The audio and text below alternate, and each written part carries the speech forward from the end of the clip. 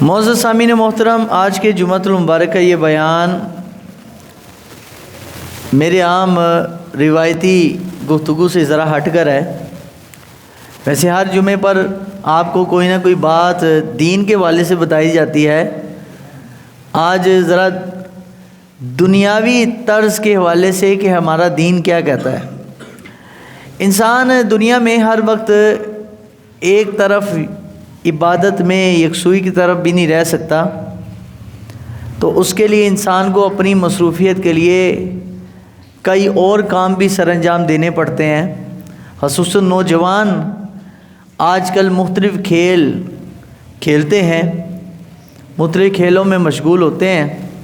تو آیا کہ ہم جو کھیل کھیلتے ہیں یا کھیل دیکھتے ہیں، تو ہمیں کس حد تک ہمارے دین نے کھیل کھیلنے کی اجازت دی ہے، کس کھیل کھیلنے سے منع کیا ہے، اور کون سے کھیل جو اللہ اور اس کے رسول نے پسند کیے ہیں۔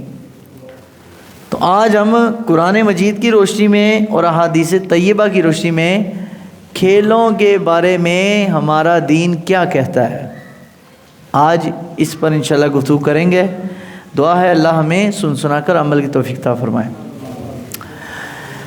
میں نے قرآن عظیم الشان سورہ مومنون کی 3 آیات پڑھی ہیں۔ اللہ تعالیٰ نے مومن بندے کے بارے میں فرمایا قد افلح المؤمنون، بے شک مومن جو ہے وہ کامیاب ہو گیا۔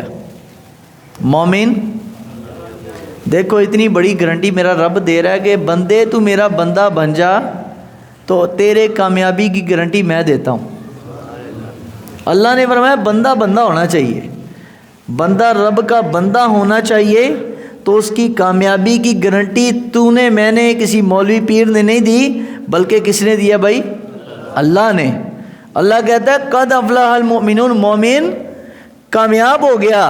الذین هم فی صلاتہم خاشعون، جس نے نماز ایسے پڑھی کہ نماز میں اس کا جسم اور دل ایک جگہ حاضر تھا، حضوری قلب کے ساتھ نماز پڑھی۔ تو پہلے مومن کی شان بیان کی ہے کہ مومن جو ہے وہ ہوتا ہے کہ جو نماز خشوع خضوع سے پڑھے۔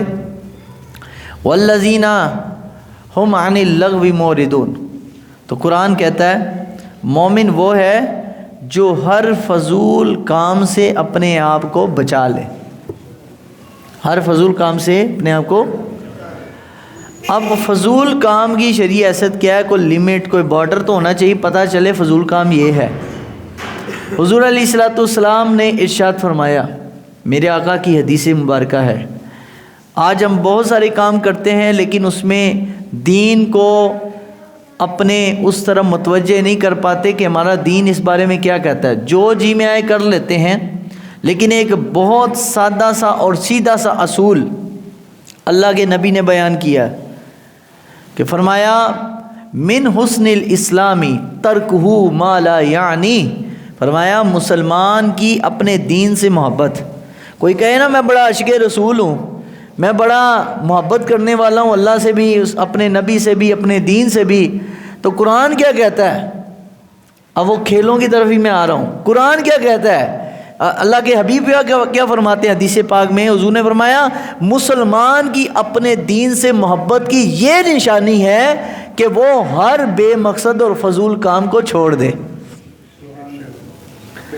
اب وہ کس حوالے سے فضول ہوگا تو اس کو چھوڑنا چاہیے، کس حوالے سے، مزید اللہ کے حبیب علیہ الصلوۃ والسلام نے بیان کیا۔ حضور علیہ الصلوۃ والسلام کی حدیث پاک کا مفہوم ہے، میرے آقا علیہ السلام نے فرمایا اپنے بچوں کو تم تیر اندازی سکھاؤ، اپنے بچوں کو گھڑ سواری سکھاؤ، اپنے بچوں کو تم فرمایا تیراکی سکھاؤ، تیرنا سکھاؤ پانی میں، تاکہ کوئی مسلمان ڈوب رہا ہو تو اس کی جان بچائی جا سکے۔ پھر آگے دوسری حدیث پاک میں اللہ کے پیارے حبیب صلی اللہ علیہ وسلم نے فرمایا اپنے بچوں کو تم فرمایا تیر اندازی سکھاؤ کہ اس کے ذریعے سے وہ کسی مسلمان کے مال و جان کا تحفظ کر سکتا ہے۔ پھر فرمایا اپنے بچوں کو گھڑ سواری سکھاؤ، اس کے ذریعے سے دین کا پیغام ان ممالک تک جو دشمن ہیں وہاں تک اللہ کے دین کا پیغام پہنچ سکتا ہے۔ فرمایا اپنے بچوں کو یہ چیزیں سکھاؤ، اور فرمایا ایسے کاموں سے اپنے آپ کو اور اپنے بچوں کی محفوظ رکھو، دور رکھو، جو نہ تو تمہیں جو ہے جسمانی طور پر فائدہ دے سکتے ہیں، نہ ہی تمہیں رب کے قریب کر سکتے ہیں۔ ایسا ہر کام جو تمہاری صحت کے لیے اور تمہارے وقت کا ضائع کرنے کا باعث بنے، ایسا ہر کھیل ہو یا کوئی کام ہو، حضور نے ہر ایسے کام سے منع کیا۔ ابھی چند دنوں قبل ہی جو قطر کے اندر ایک بڑا تعجب عالم اسلام میں پہلی دفعہ ایسا کسی نے ہمت کی، ہمت مردہ مدد خدا، اگر مسلمان ہمت کرے نا تو اللہ اس کی مدد کرتا ہے۔ قطر والے جس کو ہم کہتے ہیں کہ جناب یہ تو وہابی ہیں، اور بھائی مسئلہ یہ جب دین کی بات آ جائے نا تو دین پہلے ہے، پھر مسلک وغیرہ بعد کی باتیں ہیں، دین پہلے۔ انہوں نے ورلڈ کپ وہاں پر جو فٹ بال کا چل رہا ہے، انہوں نے جب فٹ بال کے جو ادارہ بڑھا، اس نے کہا کہ آپ نے یہاں پر جو آپ کے رول ہے کہ اذان کے ٹائم سب کاروبار دکانیں بند ہو جاتی ہیں نماز کے لیے، اور لوگ مسجدوں میں جاتے ہیں، اور جو غیر مسلم ہیں وہ اس وقت کوئی کام نہیں کر سکتے، مطلب کہ ہر چیز روک جاتی، بریک لگ جاتی ہے۔ تو آپ کے ملک کا قانون ہے تو ہم اس قانون کو فالو نہیں کریں گے، کیونکہ جو دین ہے وہ تمہارے لیے ہے، وہ غیروں کے لیے تھوڑی ہے۔ تو قطر والے جو سربراہ تھا اس ملک کا، اس نے بڑا خوبصورت جواب دیا، تو مجھے اس سے حضرت خالد بن ولید کی یاد آ گئی۔ خالد بن ولید فرمایا کرتے تھے کہ طاقت رومی بادشاہ کو کہ طاقت اور تمہارے پاس حکومت اور تمہارے پاس بادشاہی اور تمہارے پاس فوج اور تمہارے پاس بڑے بڑے سامان ضرب و حرب ہیں، لیکن ہم تمہارے اس کی وجہ سے، پیسے کی وجہ سے، تمہاری شہرت اور تمہارے نام کی وجہ سے ہم اپنے دین کو نہیں چھوڑ سکتے۔ تو انہوں نے کہا کہ جی آپ کو یہ جو بند کرواتے ہو کھیل، انہوں نے کہا 28 دن ورلڈ کپ ہونا ہے نا، 28 دن کے لیے قطر والوں نے کہا کہ ہم اپنے نبی کے دین کو نہیں چھوڑ سکتے۔ یہ ہوئی نا مردوں والی بات۔ میچ تو پاکستان میں بھی ہوئے، اور میچ تو سعودیہ میں بھی ہوئے، سعودیہ کی طرح نہیں ہیلووین ڈے منا رہے ہیں وہاں پر جناب، ناچ گانا ہو رہا ہے اور امریکی آگے ناچ رہے ہیں، عجیب و غریب شکلیں صورت بنائی ہوئی ہے۔ وہاں کرونا میں مسجد نبوی بند رہی، خانہ کعبہ بند رہا، اور یہ ہیلووین ڈے کے نام پر ان لوگوں نے عرب کے اندر سینما گھروں کو آباد کیا۔ انہوں نے کہا 28 دن کے لیے تم کہتے ہو ورلڈ کپ ہے تو اپنا قانون ختم کرو۔ انہوں نے کہا 28 دن کے لیے ہم اپنے نبی کے دین کو نہیں چھوڑ سکتے۔ اور ابتدا اس ٹورنامنٹ کی فٹ بال کی کس سے ہوئی؟ قرآن کی تلاوت سے۔ یہ ہوتی ہے مردوں والی بات۔ انہوں نے کہا کوئی ناچ گانا نہیں ہوگا، اگر باہر سے کوئی گوری وغیرہ آئے گی، کوئی انگریز آئیں گے، کسی کو اجازت نہیں ہے کہ وہ آدھا لباس پہن کے آئے، سب کو پورا لباس پہننا ہوگا۔ کوئی میوزک نہیں چلے گا، کوئی ناچ گانا، کوئی ڈانس پارٹی نہیں ہوگی، کوئی شراب نوشی نہیں ہوگی، کوئی یہاں پر خواتین جو ہے وہ جب کوئی گول ہوتا ہے فٹ بال میں تو اس پر کوئی ناچ گانا نہیں ہوگا، بلکہ اگر جب اذان مغرب ہو یا اذان عشاء ہو، جیسے ہی اذان ہوگی فٹ بال وہیں پر ٹھہر جائے گا، ساری ٹیمیں رک جائیں گی، پہلے گراؤنڈ کے اندر نماز ہوگی، اس کے بعد میچ ہوگا۔ یہ ہے اللہ کے نبی کا دین، جو دین تم سے چاہتا ہے، یہ دین چاہتا ہے تم سے۔ حالانکہ ہم اس کو بھی پسند نہیں کرتے کہ فٹ بال ہے، لیکن اس کا ایک فائدہ یہ ہے کہ صحت نوجوانوں کو صحت کے لحاظ سے فائدہ ہوتا ہے۔ اس لیے بعض علماء اس میں نرمی رکھتے ہیں کہ ٹھیک ہے بھائی یہ نوجوانوں کی صحت کے فائدے کے لیے ہے تو ٹھیک ہے، جائز ہے، کھیلیں، کوئی ممانعت نہیں ہے۔ کرکٹ ہے اس نیت سے کھیلے تاکہ صحت قائم رہے، صحت برقرار رہے، جسمانی طور پر جو ہے صحت میں خرابی پیدا نہ ہو، تو بالکل جائز ہے، بلکہ فائدہ مند ہے۔ نبی کریم صلی اللہ علیہ وسلم نے کیا فرمایا؟ فرمایا مومن وہ کہ جو قوی ہے، طاقتور مومن، اور فرمایا ایک وہ مومن ہے جو بالکل بیچارہ کمزور سا، جسمانی طور پر نحیف ہے، کمزور ہے، میرے آقا نے ارشاد فرمایا اللہ تعالیٰ کو کمزور مسلمان سے طاقتور مسلمان زیادہ پسند ہے۔ اچھا وہ جو دوسری حدیث آتی ہے حضرت ابوبکر صدیق کی کہ فرمایا تمہارے میں جو کمزور ہے وہ میرے نزدیک طاقتور ہے، اور تم میں جو طاقتور ہے وہ میرے نزدیک کمزور ہے، وہ صحت کے لحاظ سے نہیں ہے، وہ مالی لحاظ سے ہے، وہ غریبی کے لحاظ سے ہے۔ غریبی کے لحاظ سے مومن وہ جو ہے طاقتور سے زیادہ طاقتور رکھتا ہے، کیونکہ وہ اللہ کی بارگاہ میں ہاتھ اٹھائے گا، لیکن کمزور مسلمان جو جسمانی طور پر ہے، حضور نے فرمایا اس کے نزدیک اللہ تعالیٰ کو اس کے بجائے وہ مسلمان زیادہ پسند ہے وہ جو جسمانی طور پر قوی ہے۔ اس لیے اللہ کے حبیب علیہ الصلوۃ والسلام اپنے زمانے میں سب سے زیادہ اسی صحابی کو جنگی کمانڈر بناتے تھے جو جنگی تدبیر بھی زیادہ اچھی جانتا تھا، جو جسمانی لحاظ سے بھی صحت مند ہوتا تھا۔ اس لیے خالد بن ولید رضی اللہ تعالیٰ عنہ اتنی جنگوں میں وہ سپہ سالار رہے، وجہ یہ تھی کہ وہ کھیل بھی ایسا پسند کرتے تھے کہ جو ان کی صحت کو فائدہ دیتا تھا۔ تو اس لیے جو نوجوان ہیں ایسے کھیلوں میں اگر شامل ہونا چاہیں کہ جو ان کی صحت کو فائدہ دے تو ایسے کھیل کھیلنے میں شریعت نے کوئی ممانع، لیکن وہ شریعت کی حدود کراس نہ کرے، دین اور ایمان کو کراس نہ کرے۔ آقا علیہ الصلوۃ والسلام مدینہ منورہ کے باہر نواح میں میرے حضور نبی علیہ الصلوۃ والسلام تشریف لے گئے، کھلے میدان میں صحابہ کرام تیر اندازی کر رہے تھے، کمان میں تیر رکھ کے پھینکتے تھے کہ دیکھتے ہیں کس کا تیر زیادہ دور گرتا ہے جا کے۔ اب صحابہ کرام کے دو دھڑے بنے ہوئے تھے، مقابلہ بازی ہو رہی تھی۔ تو میرے حضور علیہ الصلوۃ والسلام جب تشریف لائے تو دو گروہوں کو دیکھا، فرمایا کیا کر رہے ہو یہاں پر؟ عرض کہ یا رسول اللہ ہم یہاں پر تیر اندازی کر رہے ہیں۔ فرمایا بہت خوب۔ فرمایا تیر انداز جو ہے، تیر بنانے والا، تیر اٹھانے والا، تیر پھینکنے والا، اللہ نے تینوں کے لیے جنت کا وعدہ کیا ہے۔ کیوں؟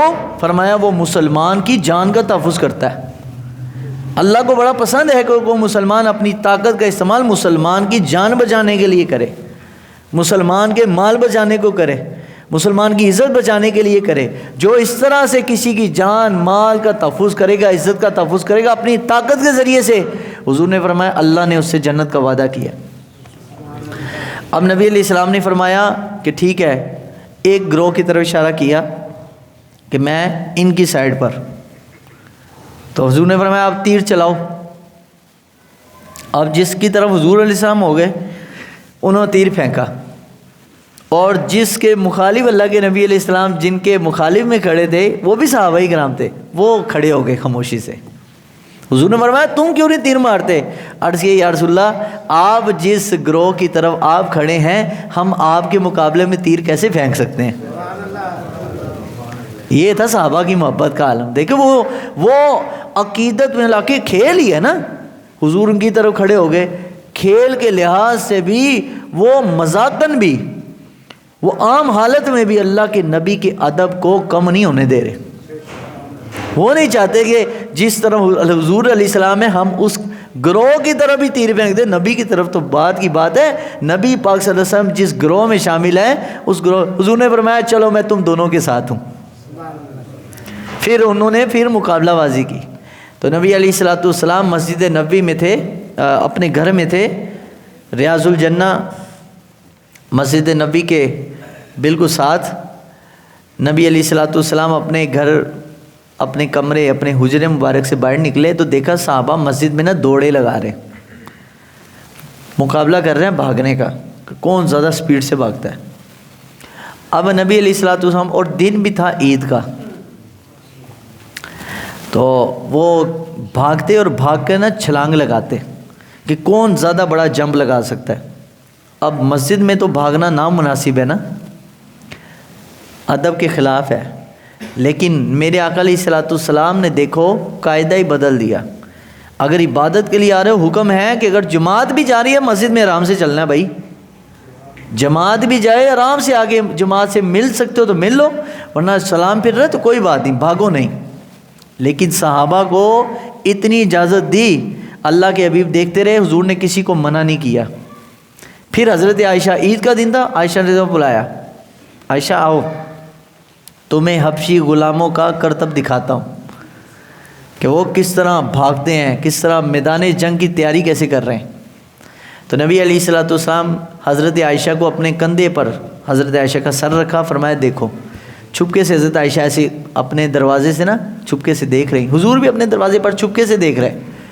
اب وہ بھاگ رہے ہیں صحابہ، ایک دم حضرت عمر آئے اور حضرت عمر ہاتھ میں پتھر پکڑے، فرمایا خبردار تمہیں پتہ نہیں ہے نبی کے گھر کے ساتھ تم شور کر رہے ہو؟ یہ تو وہ جگہ ہے جس کے بارے میں قرآن نے کہا لا ترفعوا اصواتکم فوق صوت النبی، نبی کی آوازوں سے اپنی آواز کو بلند نہ کرو۔ اگر تم نے آواز بلند کی تو تمہارا ایمان نکل جائے گا، تمہیں خبر بھی نہیں ہوگی۔ ان تحبط اعمالکم وانتم لا تشعرون، تمہارے سارے عمل ضائع ہو جائیں گے اور تمہیں خبر بھی نہیں ہوگی۔ ایک دم نبی علیہ السلام اپنے دروازے سے مسجد میں تشریف لے آئے۔ ریاض الجنہ اور مسجد نبی کا صرف ایک دیوار کے فرق ہے۔ حضور اپنے دروازے سے اندر مسجد میں ایک قدم رکھا، فرمایا عمر ان کو منع نہ کرو، ان کو منع نہ کرو، یہ مسجد میں جو بھاگ رہے ہیں یہ اپنی خواہش پر نہیں، یہ اللہ اور اس کے رسول کو خوش کرنے کے لیے۔ اب مسجد میں نماز کے لیے بھاگنے منع ہے، لیکن میدان جنگ کے مجاہدین اگر اپنا کرتب دکھائیں، بھاگنے دوڑنے کی ٹریننگ کریں، جنگی مشق کریں، تو اللہ کے حبیب کو ایسا کھیل حضور علیہ السلام کو بھی پسند ہے، رب کو بھی پسند ہے۔ تو اپنے بچوں کو اس کے لیے تیار کریں، اپنے بچوں کو مضبوط بنائیں۔ پپ جی ہاتھ میں پکڑائی ہوئی ہے بچوں کے، وہ بچے پپ جی کھیل رہے ہیں، اور وہی بچے کچھ عرصے بعد وہ پپ جی خود ہی بن جاتے ہیں، ماں باپ کو مارنا شروع کر دیتے ہیں۔ کسی بچے کو جناب گیمیں لگا کے دی ہوئی ہیں، کسی کو کیا دیا ہوا، کسی کو کیا دیا ہوا۔ حالانکہ ہمارے دین نے کہا اپنے بچوں کی تربیت کرو اس عمر میں۔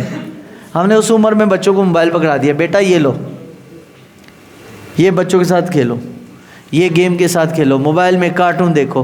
بچوں کو کارٹون مت دکھاؤ، بچوں کو خالد بن ولید کی سیرت پڑھاؤ، حضرت ابو عبیدہ بن جراح کی سیرت پڑھاؤ، سعد بن ابی وقاص کے جنگی مارکوں کے قصے سناؤ، تاکہ بڑے ہو کر تمہارے بچے وہ پپ جی کی طرح کارٹون نہ بنے، بلکہ بنے تو خالد بن ولید کے جانشین بنے، تو تاکہ تمہاری آنے والی نسل کو پتہ ہو کہ ہمارے بڑے کیا تھے، ہمارے بڑے کون تھے۔ صفائے دہر سے باطل کو مٹایا ہم نے، نو انسانی کو غلامی سے چھڑایا ہم نے، تیرے کعبے کو جبینوں سے سجایا ہم نے۔ تو اقبال نے جب یہ شکوہ کیا نا تو اللہ تعالیٰ نے فرمایا کہ صفائے دہر سے باطل کو مٹایا کس نے، نو انسانی کو غلامی سے چھڑایا کس نے، اور میرے کعبے کو جبینوں سے سجایا کس نے، تھے تو وہ آبا ہی تمہارے، تم کیا ہو، ہاتھ پہ ہاتھ درے منتظر فرداؤ، اور وہ تمہارے بڑے تھے جو یہ کام کر گئے۔ اسپین میں انہوں نے جھنڈے گاڑ دیے، اندلس میں، مراکش میں، اور یورپ کی سرزمینوں پر بھی اسلام کا جو پرچم لہرایا انہی مجاہدین نے، جنہوں نے نبی پاک کے زمانے میں جنگی حکمت عملی سیکھی، جنگی ٹریننگ سیکھی، انہوں نے پھر اسپین کے اندر بھی جھنڈا اسلام کا لگایا، انہوں نے افریقہ کے اندر بھی لگایا، اور پوری دنیا کے 3 بر اعظموں میں اسلام جو پہنچایا انہی مجاہدین نے پہنچایا جو نبی کے مطابق کھیل کھیلا کرتے تھے۔ آج ہمارا مسلمان کرکٹ میچ لگاؤ نا، وہاں اذانیں ہو رہی ہوں تو وہ کرکٹ میچ نہیں بند کرے گا، لیکن اللہ نے کچھ مسلمانوں کو ہمت دی، انہوں نے کہا کرکٹ میچ ٹی وی پر بند ہونا تو دور کی بات ہے، ہم گراؤنڈ میں بند کر دیں گے، ہم فٹ بال میچ نہیں ہونے دیں گے جب تک وہ نماز نہ پڑھ لیں یا نماز کے وقت تک انتظار نہ کر لیں۔ کافروں کو انتظار کروایا، اور اس چیز نے کفار کے دل پر کیا اثر کیا، ابھی تک جب سے یہ ورلڈ کپ فٹ بال کا شروع ہوا اب تک 1500 لوگوں نے کلمہ پڑھ لیا، 1500 انگریزوں نے، یورپین نے، اور مختلف ممالک کے لوگ جنہوں نے مسلمان اسلام کو پڑھا، اور انہوں نے بڑے بڑے علماء بلائے دنیا سے کہ آئیں ہر زبان میں عالم آ کے ان کو دین بتائے نبی کا، تاکہ ان کو پتہ چلے ہمارا اسلام کیا ہے۔ تو بھائی کھیل تو چل ہی رہا ہے، 28 دن تک ورلڈ کپ چلتے ہی رہنا ہے، لیکن تمہیں ورلڈ کپ نے دیا کیا، بلکہ تمہیں تو ورلڈ کپ نے تم سے چھین لیا سب کچھ۔ لیکن انہوں نے ورلڈ کپ کو بطور آلہ بنا کر انہوں نے کہا میچ بھی ہوتے رہیں گے، لیکن ہم میچ کے ساتھ ساتھ اپنے نبی کے دین کا پرچار بھی کرتے رہیں گے۔ یہ ہے کردار مسلمان کا۔ انہوں نے مختلف اسٹالز گئے، ہر زبان میں انہوں نے کتابیں شائع کی. دیکھیں نا، وہ بھی تو مسلمان ہیں نا، قطری مسلمان عربی ہیں، لیکن انہوں نے اپنے پیسے کا، اپنی اکانومی کا یوز کس طرح کیا؟ غیروں کو اسلام کی دعوت دے کر. اور ہم کہتے ہیں ایسی بڑی ایٹمی پاور ہیں جی، ہم جناب بڑا ہمارا نام ہے، تو ہم نے اسلام کے لیے کیا ہے؟ نہ تو ایٹم ہم نے اسلام کے لیے رکھا ہے، اپنے لیے رکھا ہے، اپنے نام کے لیے رکھا ہے. اسلام کے لیے کیا ہے؟ نہ تو پیسہ ہمارا اسلام کے لیے، نہ ہماری جانیں اسلام کے لیے، نہ ہی ہمارے میزائل اسلام کے لیے. چلو انہوں نے ان کے پاس صرف ایک پیسہ ہے، پیٹرول ہے، انہوں نے اس کا یوز اسلام کے لیے کیا. تو قیامت کو سرخرو تو وہ ہو جائیں گے نا کہ تمہارے پاس صرف پیسہ تھا، تم نے اسلام کے لیے پیسہ استعمال کیا، تم نے اسلام کے لیے اپنا جو ہے نا وہ داؤ پر لگا دیا کہ اگر پوری دنیا انکار کر دیتی ہم نے نہیں آنا، تم تو بڑی پابندیاں لگا رہے ہو، خواتین کو تم نہیں آنے دے رہے. لیکن انہوں نے پھر بھی اللہ اور رسول کی بات کا انکار نہیں کیا، مانی، اللہ نے ان کو عزت دے دی. حالانکہ وہ ہمارے کو رشتہ دار تو نہ لگتے، ہم یہاں ان کی تعریفیں کیوں کر رہے ہیں؟ حضرت عائشہ نے فرمایا کہ حضور صلی اللہ علیہ وسلم کی بارگاہ میں کسی کی بھی عزت کا معیار فرمایا اس کا پیسہ، اس کی شہرت نہیں ہوتی تھی. آج ہمارے مسلمانوں کے اسٹینڈرڈ بدل چکا ہے. ہم ہر بندے کی جو تعریف ہے، کسی کی تعریف ہے، کسی کی عزت ہے، اور کسی کو جناب تعظیم دینے کے جو باری آتی ہے وہ اس کے مال اور شہرت کی وجہ سے دیتے ہیں. لیکن حضور کی بارگاہ میں یہ معیار نہیں تھا. اماں عائشہ فرماتی ہے میں نے اللہ کے نبی کی بارگاہ میں جس کی بھی عزت پائی، اور وہ فرمایا فقط ایک معیار تھا، فرمایا وہ اس کا دین تھا. فرمایا جو صحابہ میں دین میں زیادہ تقویت والا ہوتا، زیادہ مضبوط ہوتا، حضور اس کی تعریف فرماتے، اور جو دین میں کمزور ہوتا فرمایا چاہے جتنا مرضی اس کے پاس پیسہ ہو، حضور کی بارگاہ میں اس کی تعریف نہیں ہوتی تھی.